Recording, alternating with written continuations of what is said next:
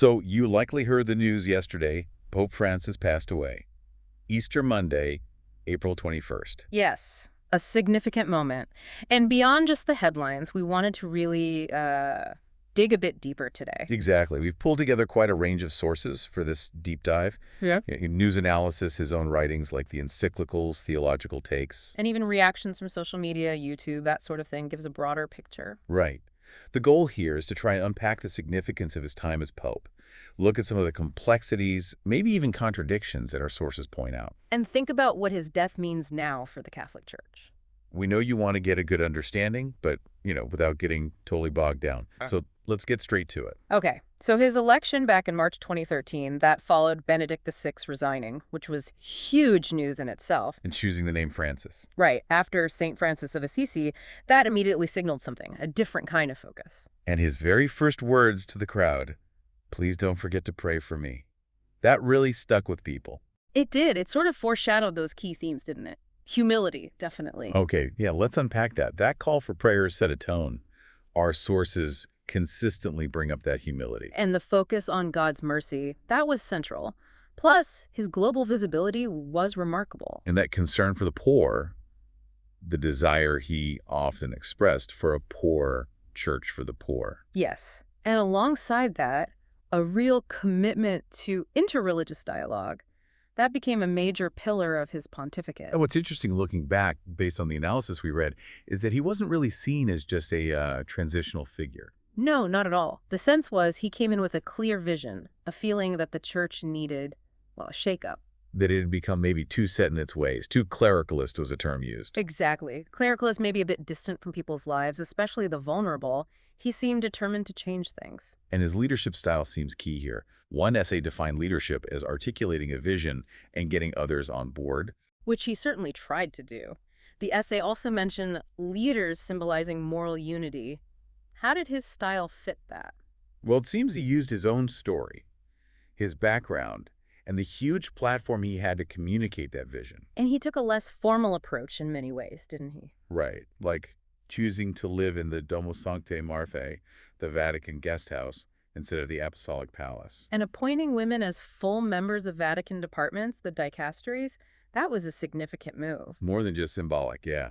Real operational shifts. And that humility wasn't just words. That phrase, per favor non dimenticatevi di pregare per me.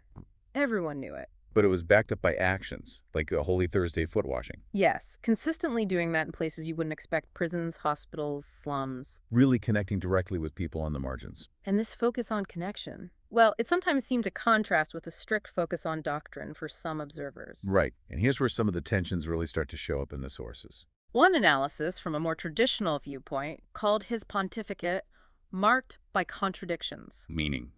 Pointing to times when his statements or documents he approved seemed to clash with established church teaching, what they call magisterial teaching. Okay, this is where it gets really complex and where that shaking things up had big consequences. Yeah.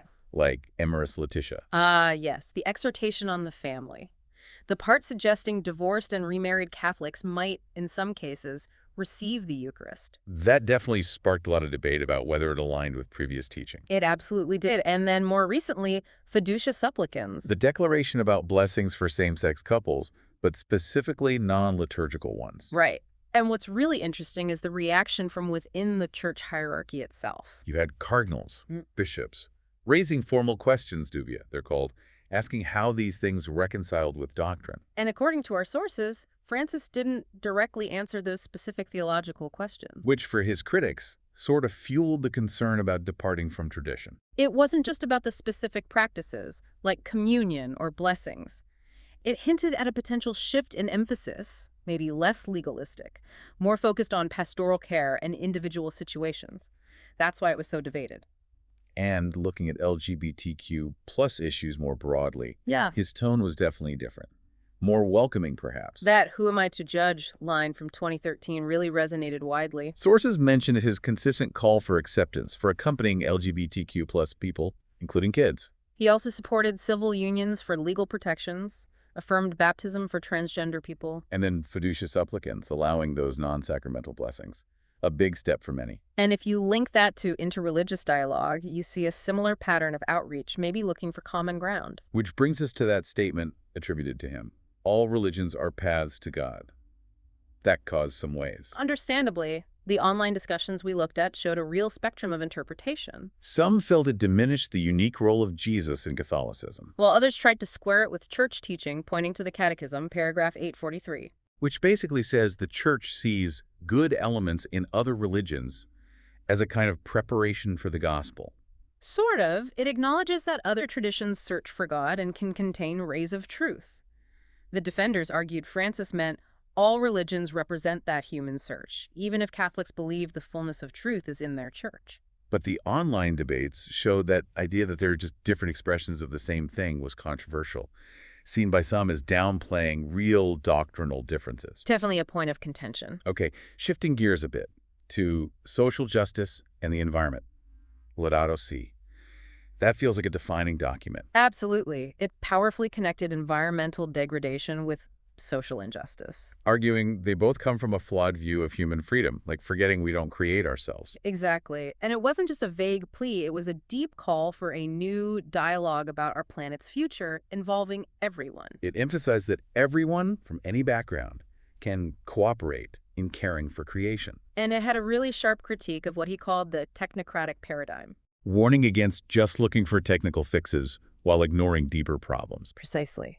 And stressing interconnectedness. If we don't value the marginalized, we won't hear the cry of the earth. That line, everything is connected, is key. It also challenged dominant economic models, didn't it? Questioning endless growth. Yes, urging a rethink, suggesting maybe we need limits, more sustainable ways. It called for a new reverence for life, framing care for creation as essential to virtue. Echoing St. Francis of Assisi, a healthy relationship with creation being part of conversion. Right. And internally, within the church, he pushed for significant reforms too, facing big challenges. The Synod on Synodality, which started in 2023. Some call that a defining project, maybe one of the biggest things since Vatican II. Potentially. Synodality, it's about trying to make the church more collaborative, more listening, involving lay people more, not just top down. And the aim seems to be a more inclusive, consultative church, rethinking how different parts relate. Yes, which ties into his efforts to decentralize a bit, make it less Eurocentric. Then there were the Vatican Bank reforms, the IOR, trying to bring transparency after years of scandals. He set up commissions, brought in outside experts, replaced some leaders, but sources suggest there's still uncertainty about how effective those reforms have ultimately been. And symbolically, cutting back on appointing monsignors, a title sometimes seen as linked to careerism. A smaller thing, maybe, but noticeable. But a huge, unavoidable issue was the clergy's sexual abuse crisis. Definitely. Sources detail his acknowledgments, the Vatican Summit on Abuse, new rules for prevention and reporting. Lifting the pontifical secret in abuse cases, meeting survivors, apologizing like in Canada for residential schools. Defrocking priests found guilty. Those are important steps. Yes, but then you have the case of Father Marco Rupnik. The handling of those allegations really cast a shadow for many critics. Raised serious questions about accountability, didn't it? It did, which feeds back into that theme of decentralization Francis pushed. He kept talking about needing more synodality, rethinking how the church works together, reforming the Vatican's central government, rebalancing leadership and laity. Though he himself noted progress was slow and criticized too much centralization still happening in the Vatican. And this connects to making the church less European, right? Promoting inculturation. Exactly, adapting the gospel message within different cultures, not just exporting a European version of Catholicism, a shift to a more global, polycentric church. Now, with all these changes, it's no surprise there were strong reactions, even divisions. As that one analysis said, a pontificate marked by contradictions, trying to update things, often clashed with those focused on preserving tradition. You definitely saw conservative criticism ramp up against his reforms and theological positions. Some commentators even use terms like civil war in the Vatican, highlighting the deep disagreements, But on the other side, strong defenders saw it as a necessary pastoral conversion. making the church more compassionate, relevant, closer to the spirit of Vatican II and the gospel. Briefly, the prophecy of St. Malachi often came up. Ah, yes, the prophecy of the popes. Francis was supposedly the last one on the list. It gets discussed, but But historians are pretty skeptical about its authenticity, right? So take it with a grain of salt. large grain, yes. Okay, so back to the immediate events. His last public appearance was Easter Sunday, April 20th, calling for a ceasefire in Gaza. And then he passed away the next day, Easter Monday, April 21st, age 88, at the Domus Sanctae Marthae. The cause announced by Cardinal Farrell was a cerebral stroke, then cardiocirculatory collapse. And he'd actually set out new, simpler funeral rites for himself. Yes, wanting to be remembered as a simple shepherd, a kind pastor, not a grand statesman, less pomp. And he chose to be buried at Santa Maria Maggiore, not St. Peter's Basilica, which is a break from tradition, and a closed coffin. The burial usually happens between the 4th and 6th day after death. And now, all eyes turn to the conclave, the election of the next pope. The process starts now notifying the College of Cardinals, sealing the papal apartment, destroying the Ring of the Fishermen, then the 9 days of mourning. And the conclave itself should start around 15 to 20 days after the death is announced. Right now, there are 138 cardinals under 80 eligible to vote. They gather in the Sistine Chapel, vote in secret up to 4 times a day, need a 2/3 majority. Black smoke means no decision. White smoke and the bells mean we have a new pope. And it's important to remember it's framed not just as an election, but as spiritual discernment, guided by the Holy Spirit. Theoretically, any baptized Catholic man could be chosen, but realistically, for the last 700 years, it's been a cardinal. Sources also caution against viewing this through, say, an American political lens, liberal versus conservative. The cardinals will likely be focused on the church's continuity, its ability to face global challenges, social, economic. Though names are already being mentioned, of course. Potential successors or papabili. Yes, one report mentioned Cardinal Parolin, the Secretary of State, seen as experienced, a steady hand. Cardinal Tagle from the Philippines, considered moderate. Cardinal Erdu from Hungary, maybe more traditional. Cardinal Mbango from Congo, known for being outspoken on justice. And Cardinal Sarah from Guinea seems very conservative, just some names being floated. And we saw some immediate reactions captured in our sources. J.D. Vance mentioned meeting him the day before he died. There was a video from Rabbi Yisrael Goldstein sharing thoughts. And a reminder that former President Trump met Francis back in 2017, though not during his second term. So wrapping this up, it's been a deep dive into a really significant pontificate. Commitment to humility, the poor. Ambitious reforms causing both praise and controversy, the focus on social justice, the environment. And now the aftermath of his death and the upcoming conclave. So here's something to think about. Francis pushed hard to engage with modern issues within this ancient institution, and the reactions were, well, incredibly varied right to the end.